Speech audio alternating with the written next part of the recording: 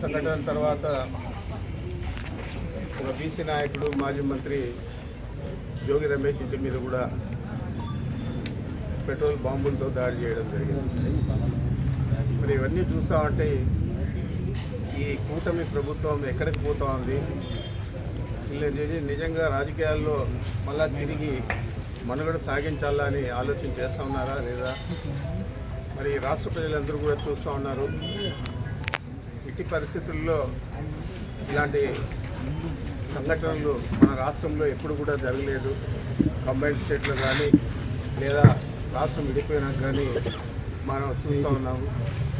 ఎప్పుడు కూడా మాజీ మంత్రుల ఇళ్ళ మీద కానీ లేదా శాసనసభ్యుల ఇళ్ళ మీద కానీ దాడి చేయడం కానీ, వారిని నష్టపరచడం, గాయపరచడం ఇలాంటి పరిస్థితులన్నీ కూడా ఈ కూటమి ప్రభుత్వంలోనే మనం చూస్తూ ఉన్నాం. దాదాపు 75 నుంచి రాజకీయాల్లో ఉన్నాను. ఇప్పుడు కూడా ఇలాంటి పరిస్థితి ఏ పార్టీ కూడా చేయలేదు. ఈరోజు కొత్తగా ఇవన్నీ చేస్తూ ఉన్నారు. మరి కాపులకంతా నేను అండగా ఉంటా అని చెప్పిన పవన్ కళ్యాణ్ ఏమైపోయాడు? మరి డిప్యూటీ ముఖ్యమంత్రిగా ఉన్నాడు. అతను చెప్పని అబద్ధాలన్నీ కూడా చెప్పాడు. 30,000 మంది మహిళలు అదృశ్యమైపోయారని చెప్పాడు. మరి ఎక్కడైనా ఒక మహిళనైనా మళ్ళీ తీసుకొచ్చాడా? అదృశ్యమైన మాట మళ్ళీ మాట్లాడే పరిస్థితి ఉందా?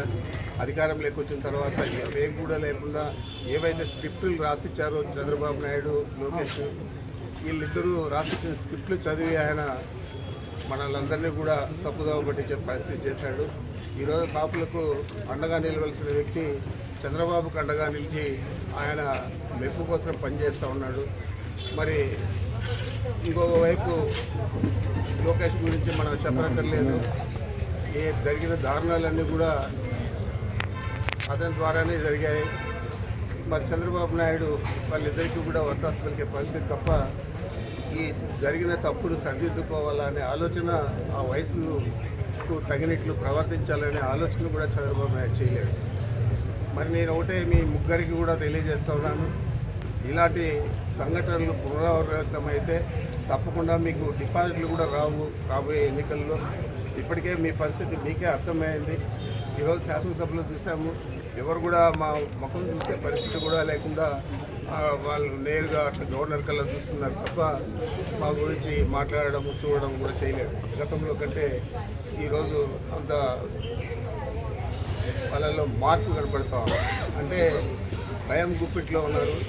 తప్పకుండా వైఎస్ఆర్ కాంగ్రెస్ పార్టీ అధికారంలోకి వస్తుంది, జగన్మోహన్ రెడ్డి గారు తిరిగి ముఖ్యమంత్రి అవుతారనే ఆలోచన తెలుగుదేశం పార్టీకి,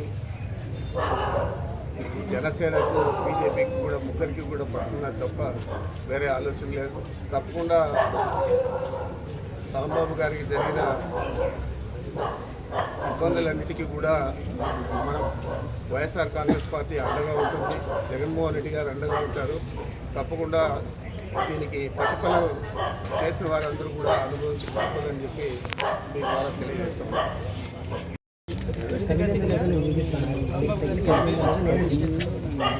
అన్ని కేసులు అంటే 35 కేసులు పెట్టారు. 35 కేసుల్లో కూడా అన్నింటిలో కూడా బెయిల్ వచ్చింది.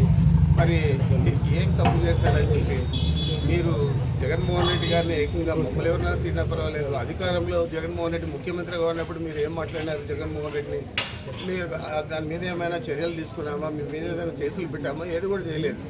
ఈరోజు ఏమి మాట్లాడుకున్నా ఏదో చిన్న మాట మాట్లాడితే ఒక పొరపాటున ఎమోషనల్గా ఎవరైనా మాట్లాడతారు. అది మామూలు సర్వసాధారణంగా జరిగేది రాజకీయాలలో. దానికి మీరు ఇంత పెద్దగా ఇంటి మీద దాడి చేసి ఇవన్నీ చేశారంటే ప్రతిఫలం తప్పకుండా అనుభవిస్తారు. ఈ రాష్ట్ర ప్రజలందరూ కూడా ఇది గమనిస్తూ ఉన్నారు. దీన్ని చాలా దుశ్చర్యగా భావిస్తూ ఉన్నారు. అసెంబ్లీకి జగన్ రావడం జగన్ గారు అసెంబ్లీకి రావడంతో టీడీపీకి షాక్ అయింది.